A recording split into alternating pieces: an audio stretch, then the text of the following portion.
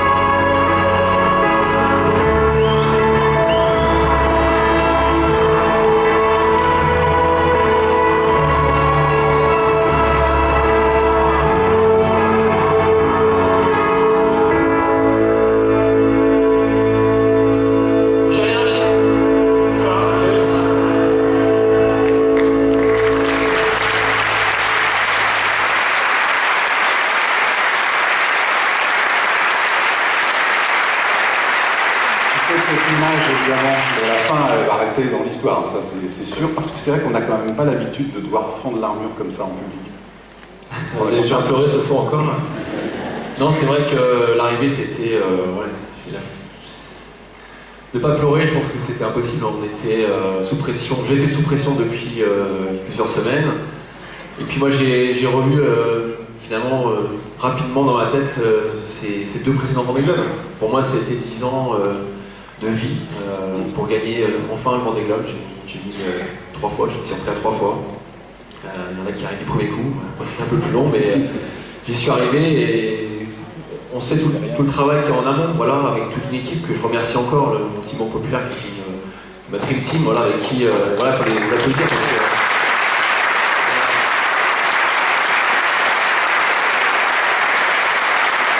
j'ai cette chance d'avoir une équipe de haut niveau, voilà, qui m'a permis d'être dans les meilleures conditions. On a travaillé effectivement beaucoup de détails, comme l'a dit Alex, et notamment sur le dernier Vendée Globe qui avait été difficile un petit peu à accepter, c'est à gérer, voilà, effectivement. Donc on a essayé d'être encore meilleur. Et on est arrivé, c'est vrai que l'arrivée c'était super, et puis voilà, c'est aussi beaucoup de sacrifices de famille, voilà, de vie de famille, parce que voilà, on est souvent parti, on est souvent absent. Avant le départ et de la course, 74 jours ou plus pour certains, et on est déjà parti dans la tête quelques semaines avant, et puis après l'arrivée, on n'est pas toujours présent tout de suite. Donc c'est aussi ça, c'est un équilibre important pour moi. Donc merci Aurélie, merci les enfants, et puis merci mes parents. Et puis voilà, c'est vrai que c'est des émotions incroyables de partager ça avec un sponsor qui m'a donné la chance d'être de nouveau au départ cette année avec un bateau neuf. Je suis très fier d'avoir été sur ce bateau qui était un bateau incroyable. On a pris des risques, on faisait partie des bateaux à foil. voilà, c'était aussi un soutien parce qu'on n'a pas toujours que des victoires. Hein. Là, on a vu, on a retracé les meilleurs moments de ma carrière, mais il n'y a pas eu que des bons moments, il y a aussi des défaites, des abandons. Et c'est cette chance aussi d'avoir des partenaires fidèles qui derrière nous pour continuer l'aventure. Le 19 janvier, donc, quand tu es arrivé au Sable d'Olonne, tu as a priori refermé définitivement la page Vendée Globe de ta carrière, parce que tu vas changer de jouet, si je puis dire maintenant, un très grand jouet. Je voudrais savoir, c'est pas une question forcément facile pour toi, mais est-ce que ça a changé, ces 3 participations, dans ta vie de marin, d'abord, et dans ta vie d'homme? Bah, de toute façon, on ne revient pas à changer d'un Vendée Globe, hein. Ça c'est sûr. Moi, mon premier, c'était la découverte, complètement, comme certains peut-être cette année qui ont vécu leur premier Vendée Globe. Eric en a parlé, et d'autres. Bon, il y a 10 ans, je prenais le départ de mon premier Vendée Globe. Je n'avais jamais navigué dans les mers du Sud, j'avais passé plus de 21 jours d'affilée en mer. Et puis voilà, j'ai appris au fur et à mesure et je suis revenu déjà avec une grosse expérience. Et puis voilà, le suivant, et puis celui cette année, on fait on atteint certaines limites, enfin, on dépasse certaines limites. Voilà. Je pense que c'est ça qui fait la force pour moi du Vendée Globe. On prend beaucoup de recul sur les choses, et puis voilà, j'ai vécu un duel incroyable avec Alex qui effectivement m'a fait perdre quelques cheveux. Il m'en reste encore un peu, mais qui te sert bien, hein, mais qui m'a servi. Effectivement, c'est ce que je me suis dit après. J'étais assez fier finalement d'avoir réussi à tenir cette pression. Peut-être qu'il y a 10 ans, j'aurais peut-être pas réussi à tenir ça. Là, j'ai réussi parce que l'expérience m'a aidé à gérer cette situation compliquée. Et ton épouse, tes proches, tes amis, est-ce qu'ils t'ont trouvé changé après ces 3 épreuves? Est-ce qu'ils ont trouvé le Armel l'homme changé? Bah, c'est à eux qu'il faut poser la question. Ouais. T'as entendu? Moi, j'essaie de rester moi-même. Hein. Après, c'est sûr que le regard des gens a un peu changé, notamment après l'arrivée. C'est sûr qu'on a cette chance d'avoir une course incroyable, avec un public qui nous suit, qui nous encourage avant de partir, qui nous suit pendant la course. Et c'est vrai que l'engouement il a été multiplié encore cette année. Et moi j'en ai vraiment ressenti les choses en arrivant. Après je suis monté à Paris très vite pour un marathon médiatique. Et malheureusement j'étais pas à l'arrivée de ce concurrent et je m'en excuse encore ce soir parce qu'il y avait beaucoup de sollicitations. Et c'est vrai que c'était incroyable de voir tous les gens, même à Paris, des fois on se dit que la voile ils ne connaissent pas trop. Et si, ils avaient suivi le Vendée Globe, ils savaient qui j'étais, ils me reconnaissaient, ils voulaient faire des photos. Et puis après quand on rentre chez soi, là on se rend compte que ça a touché beaucoup de monde. Yovine, effectivement, ça a touché beaucoup de monde, et notamment ce duel qu'on a eu et puis cette victoire d'Armel. Oui, je voudrais tout d'abord au nom de tous les Vendéennes et de tous les Vendéens, vraiment te féliciter de manière publique pour ta performance, 2 fois deuxième, 1 fois premier, sur 12 ans, ça mérite une ovation.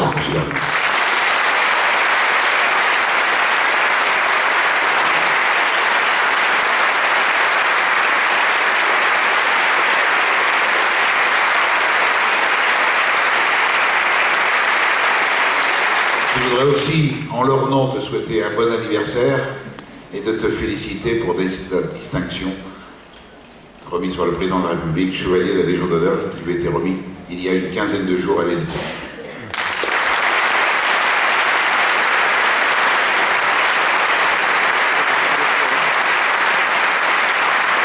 Pour terminer, te souhaiter autant de plaisir, autant de bonheur dans l'avenir à bord de ton nouveau bolide et te souhaiter des résultats aussi à la hauteur de ceux que tu as eus avec les IMOCA.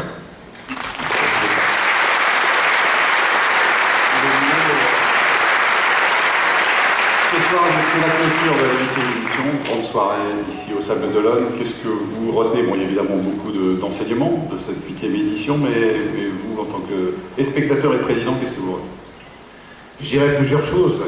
La première, et je m'adresse aux Vendéennes et aux Vendéens, la chance pour notre département d'avoir un tel concept, propriété du département. Le concept du Vendée Globe, avec tout le rejaillissement que nous avons vu au cours de ces 6 derniers mois, je peux vous dire qu'il est envié et beaucoup de présidents de département nous demandent un peu comment on fait pour avoir et pour organiser une telle course. C'est la première chose. La seconde chose, en rejoignant les propos de M. le maire de la ville des Sables, je suis vraiment très heureux d'avoir ce soir les 29 skippers qui ont pris le départ. Parce que pour un président, c'est toujours un peu d'anxiété au fil des jours pendant le déroulement de la course. Troisième élément que je donnerais, la joie procurée à tout ce public qui a pu venir sur les pontons, qui a pu venir au départ, qui a pu venir à toutes les arrivées, et même tout à l'heure en traversant le Remblai tous les deux, ensemble en revenant de l'inauguration de la plaque sur le Remblai. On voit bien ce que ça suscite au niveau de tout le monde, et vraiment c'est un élément qui vraiment me fait plaisir. Un autre élément qui me paraît aussi important, tous autant que vous en êtes, skippers, vous êtes des compétiteurs, vous êtes des êtres humains qui, au travers de votre course, de vos exploits, donnez un exemple en termes d'humanité à beaucoup de gens dans ce monde qui se bat souvent pour des causes qui ne sont pas aussi peut-être dignes. Et enfin, la dernière chose que je dirais, ça nous donne du tonus pour envisager 2020, pour faire encore mieux que 2016-2017.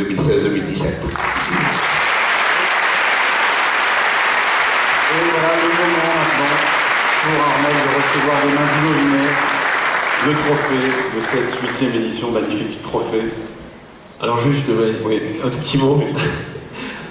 C'est vrai que pour l'anecdote, en fait, Romain tout à l'heure il a parlé de ses coupes sur son avec sa montagne, voilà, sur le salon. Moi j'avais la coupe du deuxième, et puis donc Edgar qui quand j'ai fini mon Vendée Globe en 2013, il avait 1 an, enfin il avait 3 ans, mais il ne se rendait pas vraiment compte de ce que j'avais fait, tout ça, et puis il m'avait demandé quelques mois après, mais c'est quoi cette coupe là? J'ai dit, c'est la coupe du deuxième. Il me dit, ah bon, mais du deuxième il y a une coupe. Et je dis, bah oui, mais la prochaine fois j'essaierai de ramener la coupe du premier. Donc voilà, donc je ramène la coupe du premier.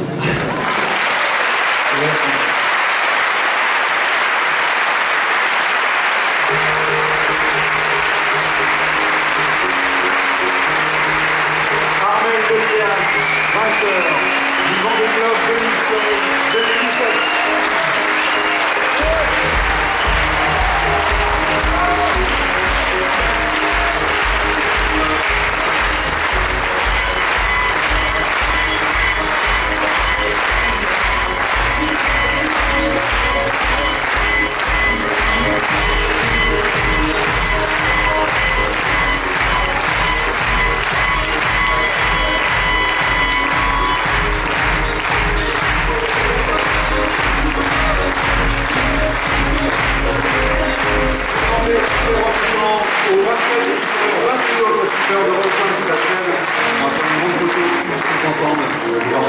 Sur scène, et ça ne vous empêche pas de tuer les applaudissements pour tous ceux qui vont rejoindre maintenant.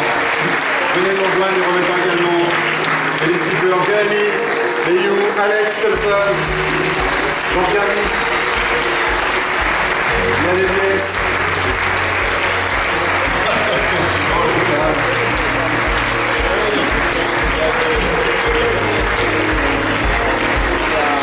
oui, tu peux venir accompagner. Alan vient aussi, Alan Bourrin, Fabrice Améléo, Rich Wilson, n'en dort pas. Venez assigner sur la scène. Eric Bélion, Arnaud Bassière, Bertrand Demotte, Didier Costin, Ruben et Romain Palazzo, Colmar Colvan, Peter Elena, Sébastien Estano, Thomas Armillan, Stéphane Léviraison, Sébastien Josse, Vincent Rive, Paul Gaillard, Morgan Lagravière, Edna Valli, Tanguy Delamotte, Tojiro Shiraishi et Kito de Baban. Voilà les 25 speakers qui vont animer pendant 124 jours ce disque d'édition aussi à bout pour les émotions. Délivré ce que les moments, c'est 3 mois, c'est 4 mois de merde.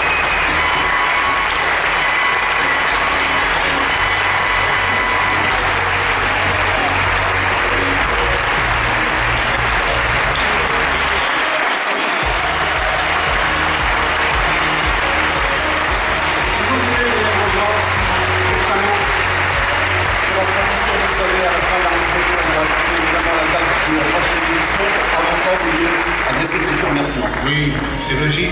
Quand on finit une telle épreuve, me paraît logique de remercier un certain nombre de gens.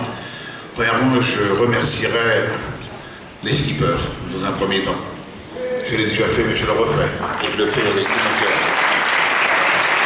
Je voudrais remercier nos parrains. Parce que ça me paraît important, ce Vendée Globe, s'il a lieu, s'il se passe comme il se passe, c'est parce que le département est entouré de l'entreprise Sodebo, qui est donc représentée par Patricia, par la mairie des Sables-d'Olonne, représentée par monsieur le maire que vous avez vu tout à l'heure,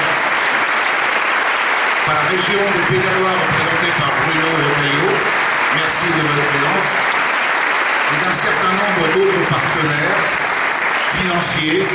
Et je voudrais aussi remercier, parce qu'il est sur le même rang, monsieur le préfet de la Vendée, qui nous honore de sa présence et qui nous a permis aussi d'organiser dans des conditions satisfaisantes l'ensemble des manifestations autour du Vendée Globe depuis l'ouverture du village. Et vous savez qu'en période telle qu'on les traverse, ça demande un peu d'exigence. Merci pour tout ce que vous avez fait. Je voudrais remercier tous les différents sponsors qui nous accompagnent. Je voudrais remercier tous les gens qui nous ont aidés d'une manière ou d'une autre. Je n'oublie pas les 196 bénévoles de l'association qui œuvrent encore ce soir sur le parcours qu'on a fait tout à l'heure. Et si j'ai oublié des gens qui ne m'en veulent pas, je pense particulièrement en terminant aux membres de la scène, aux collaborateurs de la scène et aux collaborateurs à mes collaborateurs qui ont participé largement à la qualité et à la bonne tenue et la bon déroulement de ce Vendée Globe, ce qui n'était pas tout à fait évident il y a un an. Merci beaucoup. Bravo.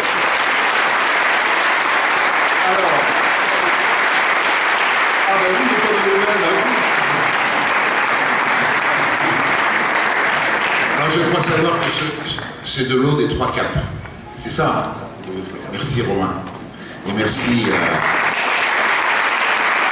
l'ensemble de tes sponsors. 2020, deuxième édition du Vendée Globe, ce sera quand? 2020. Eh bien, je vous annonce que ce sera le dimanche 8 novembre à 13h02. Merci. Merci à tous. Merci à vous pour cette soirée. Pour nous écouter. Du Vendée Globe dans un instant. La fête continue dehors. C'est dans la grève, c'est bien conscient. Et dans un instant, bonne soirée.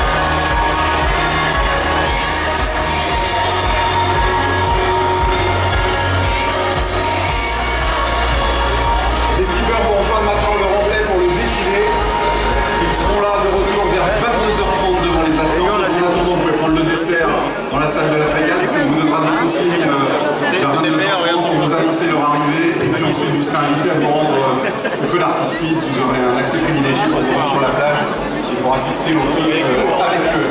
Bonne soirée. Un peu quand même. Hein? C'était pas grave.